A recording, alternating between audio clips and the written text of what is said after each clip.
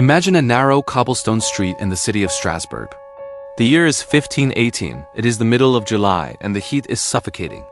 The air smells of sewage, sickness, and fear. Suddenly, a door opens. A woman named Frau Troffea steps out into the street. There is no music playing, there is no celebration. But she begins to dance. At first, neighbors think she is mocking her husband, or perhaps she has drunk too much wine, but she doesn't stop. She spins, she twists, she stomps her feet in a rhythmic, silent trance. Her face is devoid of expression, her eyes staring blankly into the distance. Hours pass. Sweat pours down her face.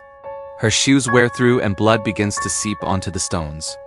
Yet she keeps moving, she dances through the day. She dances through the night. 6 days later, she is still dancing. And by then, she is not alone. 34 others have joined her. This is not a festival. This is the beginning of a massacre. Welcome to the dancing plague of 1518. To understand why a whole city lost its mind, we must look at the world they lived in.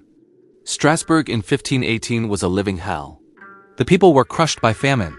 Crops had failed for years due to harsh winters. Bread was a luxury few could afford. Orphanages were overflowing with abandoned children, and diseases like syphilis and smallpox were running rampant through the crowded streets. The psychological stress was unbearable. The people believed they had been abandoned by God. They lived in constant fear of demons, witches, and divine punishment. Their minds were fragile, pushed to the breaking point by hunger and superstition. They were a powder keg waiting for a spark, and Frau Troffea was that spark. Within a month, the crowd of dancers had grown from one woman to over 400 people. It was a scene of absolute horror. Imagine hundreds of people, their clothes torn, their bodies reeking of sweat and waste, convulsing in the streets. Historical records describe them screaming in pain, begging for mercy, pleading for the movement to stop, but their legs would not obey. They were prisoners in their own bodies, their feet turned into bloody stumps. Their muscles tore, but the rhythm drove them on. They danced until their ribs broke. They danced until they collapsed from dehydration. And finally, they danced until their hearts simply exploded.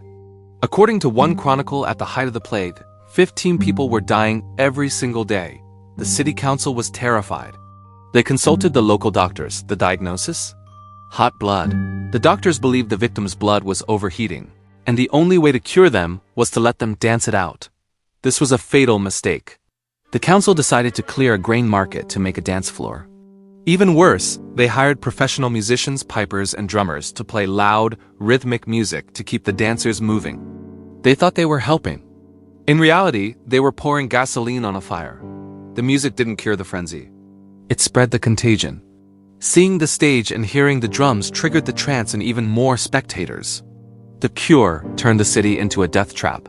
The sound of drums became the sound of a funeral march. Realizing their mistake, the authorities changed tactics. They realized this wasn't a medical problem, it was a curse. They blamed Saint Vitus, a Catholic saint believed to have the power to inflict a dancing curse on sinners. The remaining survivors were loaded into wagons and taken to a shrine of Saint Vitus in the mountains. There they were given small crosses and red shoes. Priests performed exorcisms, praying for the saint to lift his anger. Miraculously, for many, this worked. The hysteria broke as quickly as it had begun. But for hundreds of others, it was too late. They were buried in mass graves, their bodies twisted from weeks of non-stop movement. So, what actually happened? Modern science offers two main theories. The first is ergotism poisoning from a toxic mold that grows on damp rye bread, which can cause hallucinations and convulsions. However, ergotism usually restricts blood flow, making it hard to walk, let alone dance for weeks. The more likely theory is mass psychogenic illness, mass hysteria. When a population is under extreme stress, fear can manifest as physical symptoms. The people of Strasbourg believed so strongly in the curse of Saint Vitus that their minds forced their bodies to act it out. They literally danced themselves to death because they believed they had no choice. The dancing plague of 1518 remains a chilling reminder of the power of the human mind. We are capable of enduring great pain, but we are also capable of destroying ourselves when fear takes the wheel. The next time you hear music and feel the urge to tap your feet, just remember Frau Troffea, and be grateful that you can stop.